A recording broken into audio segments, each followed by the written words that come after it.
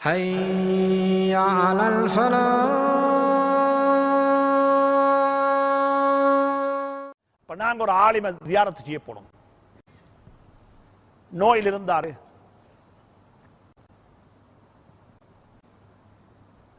ஒரு எளிமையான வீடு, சாதாரண வீடு, தளபாடங்கள் ஒன்று இருக்க இல்லை மிச்சம் பெரிய. போனவர்கள் அமர்வதற்கும் சரியான கதிரைகள் அங்கு இல்லை.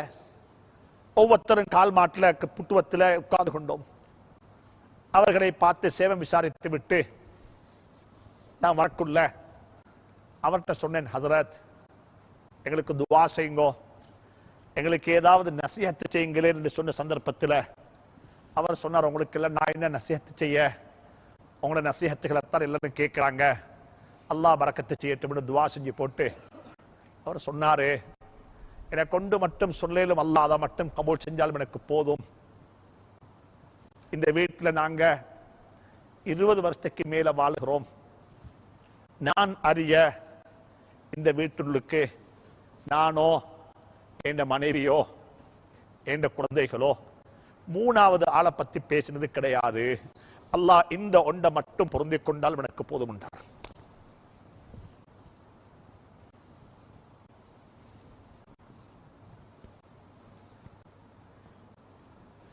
இந்த ஒன்றை மட்டும் பொருந்திக் கொண்டாலும் எனக்கு அல்லாஹ் போதும் என்றார். நான் அறிய இந்த வீட்டுள்ளுக்கு 3வது ஆளை பத்தி நானோ என் மனைவியோ என் பிள்ளைகளோ பேசினது கிடையாது.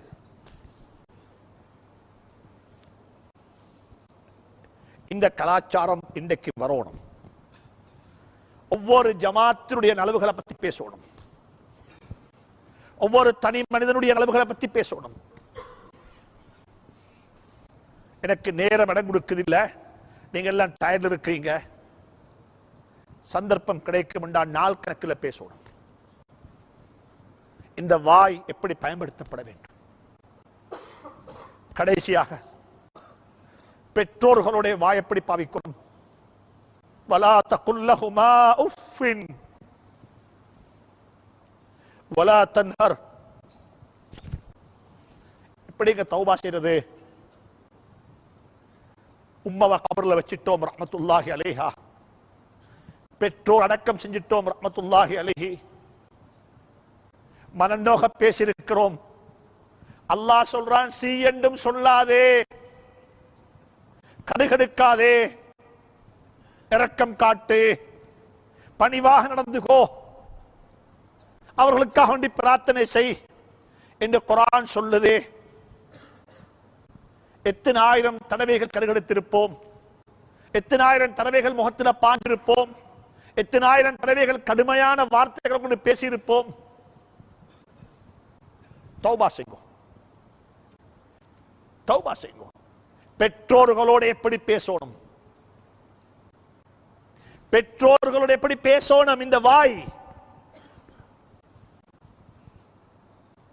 பக்கத்து வீட்டுக்காரன் எப்படி பேசணும். அல்லாஹ் தௌஃபீக் செய்வானாக, அல்லாஹ் துணை புரிவானாக. அல்லாஹ் இடத்துல ஒவ்வொருத்தரும் துஆ செய்யுங்கோ, யா அல்லாஹ் எங்கட வாயை சரியா பயன்படுத்துறதுக்கு துணை புரிவாயாக, தௌஃபீக் செய்வாயாக.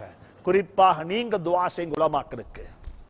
யா அல்லாஹ் மிம்பர்ல ஏறக்கூடிய, பொது மேடைகளில் பேசக்கூடிய, சபைகளில் உரையாற்றக்கூடிய இந்த கண்ணியமான உலமாக்களுடைய வாயும் ஓண்ட கண்ட்ரோல்ல தான் இருக்குது. யா அல்லாஹ் நல்லவைகளை அவருடைய வாயால் வெளிப்படுத்தியா அல்லாஹ், நல்லவைகள் வெளிப்படுத்தியா அல்லாஹ்.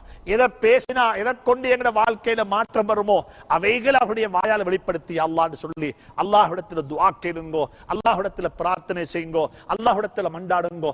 அல்லாஹ் ஒருவனை கொண்டு மட்டும்தான் இந்த வாயை சரியாக்க ஏலும். இந்த வாய் சரியான நிலையில கலிமா சொல்லிக்கொண்டு, அல்லாஹ் பற்றி பேசிக்கொண்டு, அல்லாஹுடைய ஜிக்ர செய்து கொண்டு இந்த உலகத்துக்கு சலாம் சொல்ல அல்லாஹ் எனக்கும் உங்களுக்கு துணை புரிவானாக. சந்தர்ப்பத்தை அமைத்து தந்த அல்லாஹ்வுக்கு நன்றி தெரிவித்தவனாக உங்கள் அனைவர்களுக்கும் அல்லாஹ்விடத்தில் அனைத்து வகையான ஹைர்களும் கிட்ட வேண்டும் என்று பிரார்த்தனை செய்து கொண்டு விடைபெறுகிறேன். வஸ்ஸலாமு அலைக்கும் வரஹ்மத்துல்லாஹி தஆலா வபரகாத்துஹு. சுப்ஹானல்லாஹ்.